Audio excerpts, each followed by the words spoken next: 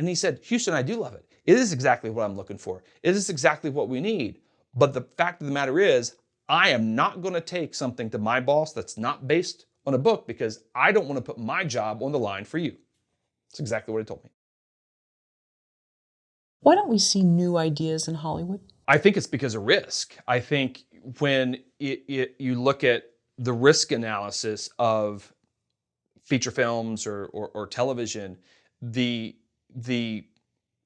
a hesitancy of taking a chance on a new idea. You have to think about Hollywood as not in a vacuum, where there's all these middle managers in Hollywood. They're all executives, right? And there's 100 people that are all involved in everything, in the decision of what to make and what not to make. And by and large, people don't make those decisions based on what's going to propel the industry forward creatively, and what's going to be, what does the artistic integrity of the industry need. And like, they're not asking those questions. They're asking the questions of, what can I do not to get fired from my job? And if it's a lot easier for these executives to say no to something that could potentially be risky than to say yes to something that could be potentially risky and it not work out, and all of a sudden they get the blame because they took the risk. I mean, if I'm a studio executive and I have two scripts in front of me, and one is this really hip, interesting, progressive, edgy, script that really pushes boundaries in a really interesting way, does a lot of creative, edgy, interesting things, and then I have the reboot of the Brady Bunch as a feature film, starring Vince Vaughn as Greg Brady, which actually sounds kind of good. But but if I have that in front of me, and it's like solidly mediocre, right? But if I have those two things in front of me, the most artistically interesting choice is the new idea. Let's promote new ideas. Let's not go back to the well in the Brady Bunch, right? But 99 times out of 100, what's going to happen is we're going to remake the Brady Bunch. Not because we think the Brady Bunch is going to be better, or one, it has pre-awareness in the market, right? So it has a community of people that already know what the Brady Bunch is. Even if you haven't seen an episode of the Brady Bunch, odds are people have heard of the Brady Bunch. And so there's this market awareness that shifts the risk, and they think it's a safer bet. And because it's the safer bet, they think, if I push my chips in on the Brady Bunch and it gets made and it doesn't do as well as we think, I'll still be able to keep my job because I made the safe decision. But if I go all in on a completely original idea, that is the more artistically interesting idea, and it doesn't work, guess what? Who's on the chopping block? Me, for making the bad call, right? And listen, it may not be my fault, maybe other people's fault, but everybody's kind of shifting the blame. Everybody wants to blame somebody, and especially on the executive level, it's you could only lose $50 million of somebody else's money so many times before they don't give you $50 million to lose anymore, right? And so it's tough, that decision to greenlight or not to greenlight, but that's not made in a vacuum. They sit there and say, how do I keep my nice 6-figure salary with my premium health insurance? And how do I keep my kids in private school? And how do I keep my wife not having to work and do the things that she likes to do? And how do I keep my house in my gated community? And how do I keep, the 2 cars that I have? And what are the decisions that can preserve that? And I'm going to do those, because then if I do those long enough, eventually my boss will retire and maybe I get promoted, and then it becomes that game. And listen, I'm not even criticizing those people for doing that. Maybe I do that if I'm in the same situation. I have kids, I got a house, I got a wife, I got dogs, I got things, right? So, and I don't want to get fired. We need health insurance. Like, there's all these other pressures that come in. But if you now look at the entire industry as an industry that is motivated not on artistic integrity, but how do I keep my job? that really clues you in of why we don't see a lot of new stuff. That's why we see reboots.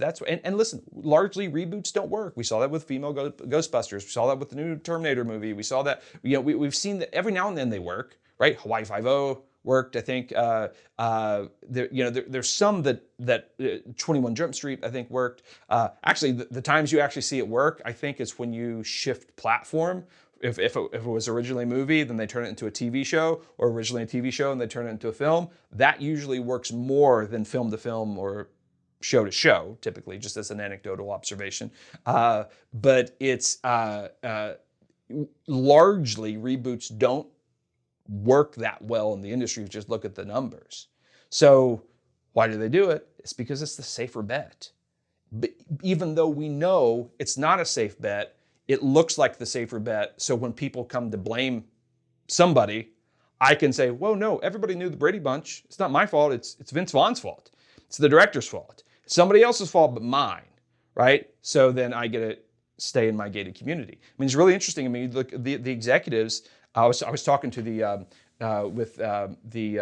president of, he had a really interesting comment. He said, executives, they live in the gated communities, and then they leave their gated communities and drive through the gate into the lot and then work, and then they drive back to their gated communities and never go east of Robertson, right? And they live in this weird little bubble that breeds a different mentality than, than the consumer or the audience, or, when we're saying, why don't we have any more ideas?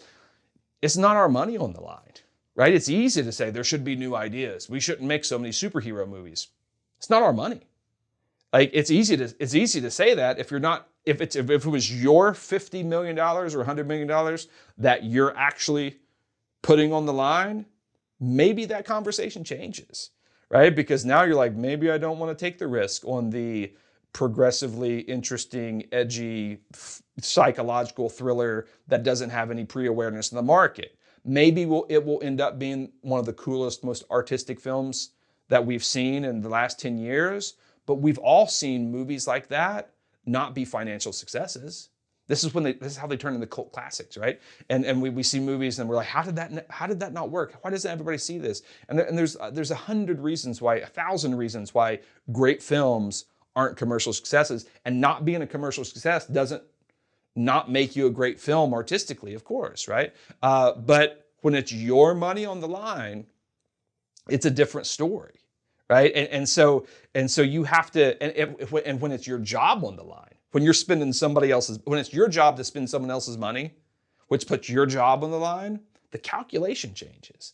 Right. I think I had a situation where I pitched a TV show to a studio, and they were looking for content for their digital extension of their network, and they told me what they were looking for. I pitched this idea. It was to a producer, had a pod deal with the network, and he said, "This is perfect. I love it. This is exactly what we're looking for." And I'm super excited because I think, oh well, this deal's done. This is great. And he said, "What book is this based off of?" And I said, "Oh, it's not based off a book. It's an original idea." And his whole body language changed. He like slumped down and says, "Oh, yeah, it needs to be based on a book."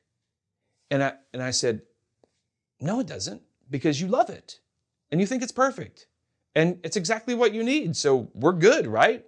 He said, "No, it needs to be based on a book." So is it possible that we could find a book that already exists that is kind of like the idea? We can option that book and then say this idea is based on that book. And I said, this is the stupidest conversation I've ever had with anybody in my whole life. You said it's perfect. You said it's exactly what you're looking for. You love it. What's the problem? And he said, "Houston, I do love it. It is exactly what I'm looking for. It is exactly what we need. But the fact of the matter is, I am not going to take something to my boss that's not based on a book because I don't want to put my job on the line for you." That's exactly what he told me. And I said, "I appreciate your honesty." I really honestly did appreciate that insight. I got it. I expected this guy to go out on a limb, stick his neck out for an idea and an IP that wasn't established in the marketplace, didn't have any community built around it, didn't have any market presence. It was risky. And I expected him to assume my risk, which puts his job on the line. And he didn't feel comfortable with that because he didn't care about the art. I'm gonna say he didn't care about the art. He didn't just care about the art. I mean, of course he wanted to make a good show, right? But there was other considerations that were very practical. He wanted to keep his job. And we forget that. We forget that in the music industry, the A&R executives, there's a lot of undiscovered talent that may be better than other people, but all of a sudden, I'm going to sign the TikTok star that is much worse than this undiscovered talent because the TikTok star has 12 million people that follow the TikTok star on TikTok. Therefore, if the TikTok star washes out, it's not my fault because I took the safe bet rather than I go out and pluck the undiscovered dude from Iowa that doesn't have any following. He washes out. Guess what? It's on me because I took the risk. I took a risk and I lost. And so the calculation changes. Then this is why somebody like Jake Paul or Logan Paul, they can go out and they can fight these named boxers. They can go out and fight Floyd Mayweather. I mean, did Logan Paul fight Floyd Mayweather because he's the best, most deserving boxer in the world? No. He did it. He was able to do that because it was a safe bet. He had pre-awareness in the market, and then it just made sense. And so, it just, that's just the fact of the matter of it, right? It's just Jake Paul can go and write a script and sell that script to a major studio faster than 99% of independent screenwriters in Hollywood right now that are 19,000 times more talented than Jake Paul. No offense to Jake Paul. He may be a closet screenwriter. I'm not sure. I don't think he is. But you get what I'm saying is it's not because he's better. It's because he's safer. And the executives know that. The executives know that. And they don't think that Jake Paul will write better stuff. But they think if they bet on Jake Paul rather than you, if Jake Paul doesn't work, they can keep their job. So we always, as creators, as filmmakers, we always have to understand the business of the business and understand the very human calculation that is going on in the executive level or the investment level or the people that are behind the desk. It's not, these decisions aren't made in a vacuum. It's not just what's going to make the best movie. Unfortunately, that's not the case anymore, right? Maybe it was back in 1977, maybe it was a different mentality that went into executives, but today's executives, it's a high stakes, high pressure environment, and there's real careers on the line. There's real families that rely on real salaries, and we just think, well, as long as our concept's right, and as long as our 3-act structure works, and as long as our character development's right, then if I am able to execute the art the right way, then they should make my idea. And it's just, and then you get frustrated when they don't, and then you see crappy movies that are released that are reboots, and you're like, oh, where's the original ideas? It's just a more complicated, very human calculation that's going on that's different than the calculation you think is going on. Well, and people are voting with their dollars. Someone's seeing it, whether they're the ones that are also leaving a gated community to go into the gated, parking lot at the local Cineplex. Someone's buying these tickets. And so whether they just are checking their phone the entire time or not, and they're just going to appease their kids or their friends, is not to be known right now, but so someone is seeing these things. So that's the hard part. And the ones that these art house films or these very unique, edgy indie dramas, whatever, unfortunately, they're people aren't always voting with their dollars to show that they love that. So sure. And listen, and you're right. The market decides. The market decides what it likes and what it doesn't like. And that's the way normal business works. That's the way the world works. The market decides what works and what doesn't. And we can't just sit back and make value judgments and say, well, my movie was better than that. Well, the market has decided that it's not. Now, artistically speaking, that's maybe a different consideration. This is the difference between the Oscars and the People's Choice Awards, or just look at the box office. Like, really, I mean, they don't give out the Oscars just based. Best Picture could be what was the highest achieving box office picture of the year. They don't do that. They look at the art, and there's artistic achievement that's the focus of the Oscars. But really, the regular audience member, again, I'm from Kentucky. I'm not from the coast, and now that I've been on the coast for 15 years, I realize it's a different mentality. When you're in Hollywood, people seen all the Oscar movies, and they've seen all the streaming shows and all the deep cuts, and they can, but you go to Middle America, you go to Wyoming, you go to Kentucky, you go to Ohio, you go to Georgia. It's there. People don't know the directors, they don't know the DPs, and they don't know, all the deep cut indie films, and they haven't seen, David Lynch's third movie he made out of film school. And but when you live in the bubble of Hollywood, maybe New York, right? You convince yourself that everybody thinks this way, and you start making stuff for people in the bubble, right? Listen, not saying that you just have to make, so the quote unquote studio crap, the quote unquote big commercial high concept film. You don't have to make superheroes all the time. There is room for art, but I think ultimately you need to figure out how to marry art and commerciality. There's an intersection that can happen, and when that happens, that's magic. It never ceases to surprise me of how many filmmakers fight for the right to be a starving artist, and they find pride in it. And I can never understand it. I would much rather them be well-fed artists, still be an artist, but figure out how to operate in a commercial environment where the audience will vote with their dollars. I feel like we have to find that intersection. Something like A Quiet Place was I think a good example of that. I thought it was a very well-made, interesting, artistic, very, very different choice of how to do a monster movie, and very almost risky in a way, but it had commercial sensibility and it worked. And you look at something like Ted Lasso. I think, Ted Lasso, I feel like is a really interesting commercial success that isn't Game of Thrones, right? But at the same time isn't The Office, or I feel like this. It's an interesting thing. If you look at what's going on in the Emmys, the people that are cleaning up the Emmys, it was The Crown and the Queen's Gambit, right? The Queen's Gambit was a huge commercial success. But at the same time, I think it was a wild artistic success as well. I feel like it fit that intersection. And I feel like that's what a lot of independent filmmakers struggle with, is finding that intersection. But because they need to think outside the bubble. And listen, ultimately, you got to make what's in your heart and make what drives you and sustains you, right? And so, but it's it becomes difficult when you're making stuff that the market doesn't bear, right? And if you're happy with that and you're fine with that, Mazel tov, that's great. But ultimately, I feel like we need to figure out that intersection.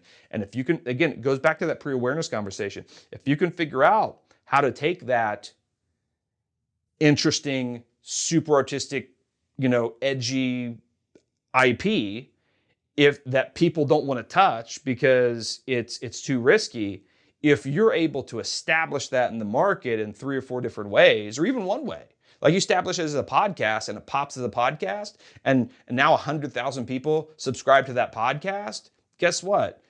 It's the same edgy, progressive, artistic character drama idea, but now all of a sudden the studios are going to now be more apt to take a gamble on that original idea because you're able to establish it in the marketplace first, right? So I think that approach really benefits people that don't just want to make superhero movies or Marvel movies or zombie movies or vampire movies or whatever, the big genre flicks or whatever it is. They want to do some different artistic, interesting things.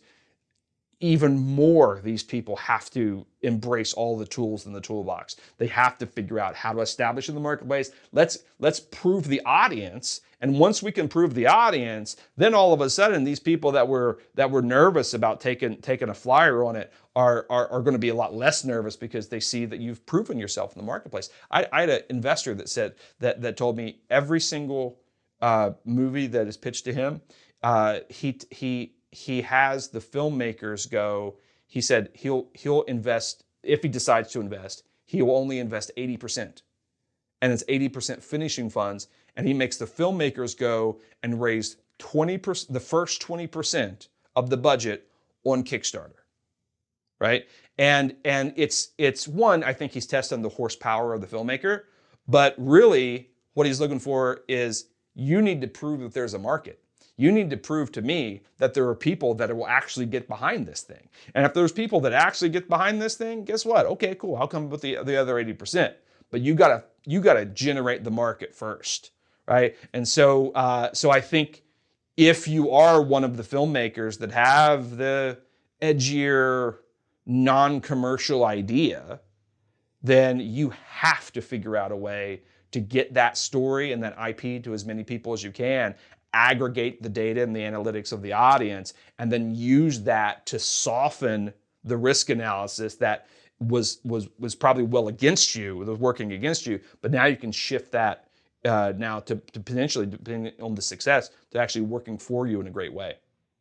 And two, with the Queen's Gambit, as sort of edgy and artistic as it was, Walter Tevis had already proven himself with The Hustler. Sure. And then is it The Man Who Fell from Earth? Yep. And I'm not sure how all that fared, but so there was a succession of successes, Sure. I guess you could call it. And so if it had just been an obscure screenwriter who wrote the exact same thing, Sure, would they have taken a chance on it, as amazing as it was? well, this is what they tell you when you go shop a script that's unbranded content, right?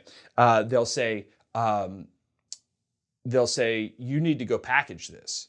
You need to find attachments to this, and you need to go find an actor that will say, I'll act in this, or you need to find a director that says, I'll direct this, or producer that says, I'll produce this. And if you get the attachments involved, now all of a sudden they may take a chance on an original idea that's unbranded, that's not based on anything else, because they're getting the pre-awareness from the talent rather than the IP, right? So yeah, if you can get, if you can get Julia Roberts to say, hey, I'm in, or get Michael B. Jordan said, I'll be in that. That'd be great. Or you get The Rock to say, I'll produce it and star in it, right? If you can get that, then the game changes for you. The problem with that, the practical problem with that, is it's difficult to get attachments. It's hard. Talk to any agents, and like the agents will tell you, they'll say, their clients have scripts. The people they rep, they have a stack of script that's taller than my 7-year-old that they're waiting for them to read to decide what to attach to. Yeah, and then that's the ones that actually get to them, right? But it's, how do you get to these people, right? How do you like, for the mere mortal filmmaker, how do you get to Michael B. Jordan? How do you get your script to Michael B. Jordan, especially if you're unrepped? Now, if you have a manager or an agent, then you expect your agent to figure out how to connect with their agent and make the submission and things like that. But especially if you're unrepped, it's like it's in the impossibility unless you see him at a club and you get into conversation, or your sister is friends with his cousin, and one of those weird, you got to know people type of thing, right? That Hollywood works, with in a lot of ways.